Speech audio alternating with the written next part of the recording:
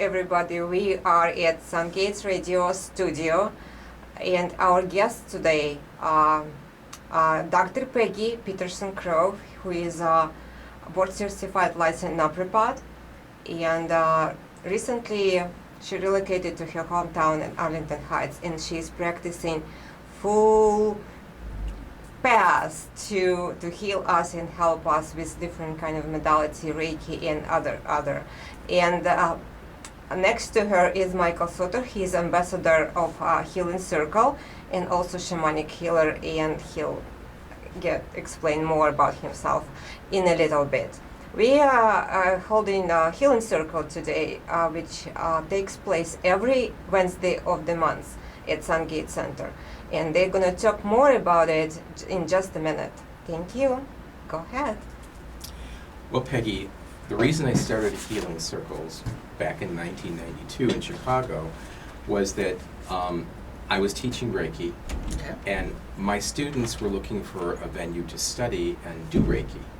Because if someone takes a modality, where do they go to practice it? Right, and that's so important, because if you don't practice it, like anything else, when you keep practicing skills, they enhance, especially with other people there, right? As part of it. Okay. Exactly. So what started as a group of 4 at Grant Hospital, we moved to Ann Sather's on Belmont, and people started coming.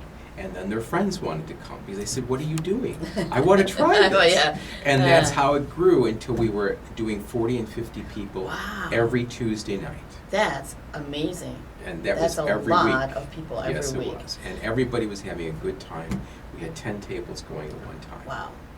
And from there, when people began to be healed and feel better, then they wanted to learn how to do it. How to do that, right. And then I was teaching more classes at that time to tell them and teach them, and it became, the place to go to do energy work. So was it only Reiki, or were people who had other modalities able to come and participate? In the beginning, it was just Reiki, but then we opened it up to other modalities because there are so many wonderful modalities out there now. We needed to let those people come and be part of our family at that time. Why don't you tell us a little bit about your modality and what you do with energy work? Well, I am a licensed naturopath, which means I'm a connective tissue specialist.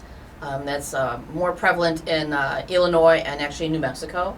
A lot of people in Europe are aware of what naturopaths are. The word naturopathy, it comes from a Czechoslovakian word, napravit, which means to correct suffering. Mm-hmm. And I do a lot of hands-on work, but my other background is actually in healing touch. And healing touch taught me chakras, and then I went on to find out about meridians, and I have done a lot of self-studying. But I find the most amazing thing is that, if you've experienced, is that instead of using a lot of heavy pressure when I do the work I do, is I actually work energetically. And I use the knowledge and the wisdom and the whatever of energy to hold muscles and send energy and move things around. And the body loves to be in alignment. It wants to be healed. It wants to be working up to its optimum potential. So by allowing that energy to move through people, their body just kind of lines itself back up. And it's been quite an adventure. And finding different ways and just allowing yourself to be a tool, like in all of the healing modalities, we are really a tool of divine energy that moves through us and affects another person too, so that their body heals itself, really. Mm-hmm. Absolutely. I know when I started studying in Florida with my Reiki master, I was told energy is energy. It's neither good nor bad. And I go, wait a minute, what do you mean? It's got to be something. They said, no, it's neutral. Yeah. And energy is neutral. Everybody has it. That's what happens when you walk into a room and you see somebody and you feel that chemistry. Right. And that's energy between two people that's going on. And healing is like that in a certain way. So I learned not to judge it and expect it to be anything, but to let it be what it's going to be, and it will grow from there. Well, in energy, it's a kind of an interesting concept, but energy knows what it needs to do. You connect into somebody, and the energy knows if, it's like you said, it's not good or bad. Often in like Qigong, it's too much or too little, and so there's blockages, but it needs to be moving. It's all about the flow and the movement and the balance of the flow, and there was a point to that. Somewhere. Somewhere. The energy, you find the person you feel comfortable with, and the energy knows where to go. It's a most amazing thing is that Yes. you connect in, and it just, something happens, and it just goes where it needs to go. Oftentimes you can go and work at a person's feet, and if they need energy in their head, it will go right where it's needed. And so what will happen is that you don't have to control it. All you have to do is be a conduit and let the energy come from spirit through you and use you as a vessel. And when you're used as a vessel, then the energy will go to where it's needed to heal. It starts the process. Now, sometimes it's what I call tinsel energy, which is weak energy until it builds and gets stronger. It's like a piece of tinsel that you put on a Christmas tree. One piece will break, but if you add more and more pieces, it gets strong, and if you try to break it, you cannot. So energy gets stronger with people as the more they have and the more they use it, and the more they do on themselves, because often I heal myself all the time, especially at night when I'm sleeping or when I'm waking up in the morning. I can feel something's going on, and it will put me back into balance. And balance is one thing. Balance is letting the body flow the way it needs to be in harmony. And when your body's in harmony, then you're not in ill health. Michael, can you tell us, please, about the healing circle itself and your ambassador of that healing circle? What is a healing circle, and what is the ambassador of healing circle? Is it a title?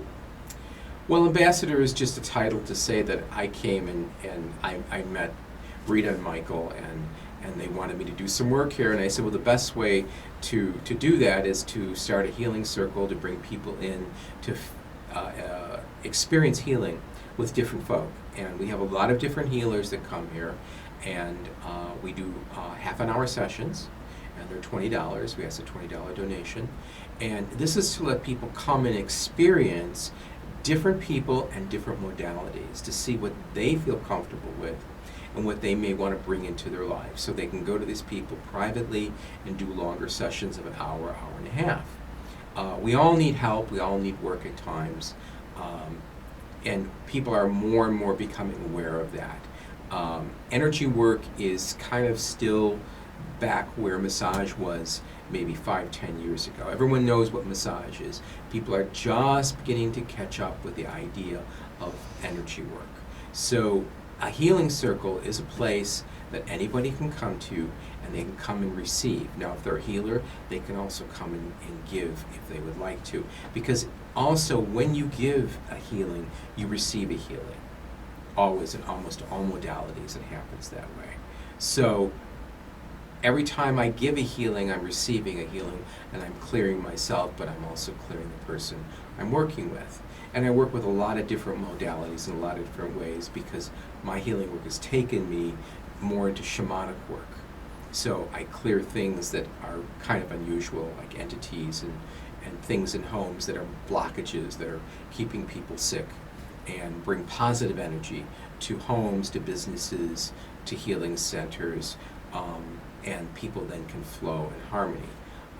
I feel healing circles are important because it's a gathering point for healers, but it's a gathering point for people that need healing and want to try the experience and have nowhere to go to do that.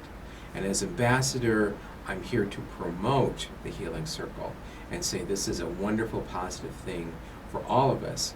And come and experience, see for yourself.